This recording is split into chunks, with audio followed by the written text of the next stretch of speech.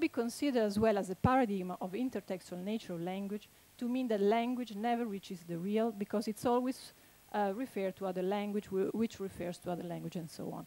Now, just very briefly, because I don't think I have much more time, to mention a few examples. Waking Life by Linklater, 2001. It's a film where the meta-discourse is used to indicate and to question reality as a grand narrative, referring to Lyotard, and therefore employing the self-theorizing dimension of film, and suggesting that criticizing or somehow questioning again the mainstream culture and mass models, structures, control, and the surveillance of the states, and then as well suggesting that the 21st century it could be the century of individual freedom as a way of becoming author of your own life. Maybe I Exist Only in Your Mind is one of the famous scenes of the film. And again, suggesting that life is a narrative fiction, so thinking that, referring to Benedict Anderson, that our life is, again, as an imaginative construction, is something that can be considered as fictional. Now, The Matrix, I'm just going to go through it very quickly, unfortunately, but we have, in The Matrix, reality is questioned through the idea of the screen, so the film screen, the cinema screen, also as a screen of the real, referring to Zizek's idea of the desert of the real. The desert is so unbearable that we need a screen, so a language or image representation to, in a way, to represent something that doesn't exist anymore.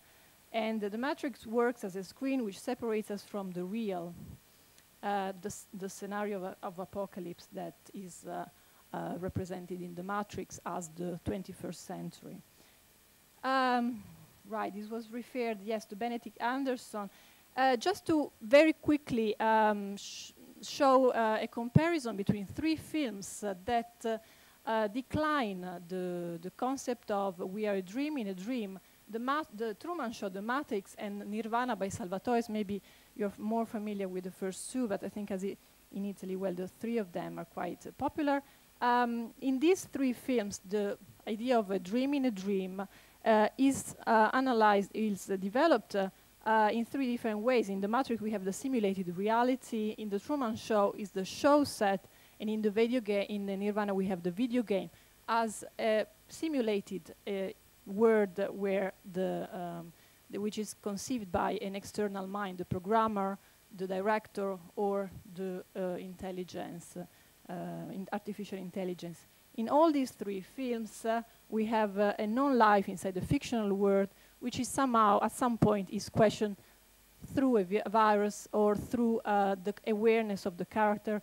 And at that point, the main question is the decision of the main character. So the main character has to take a decision and become author of his own life and decide what he wants to do.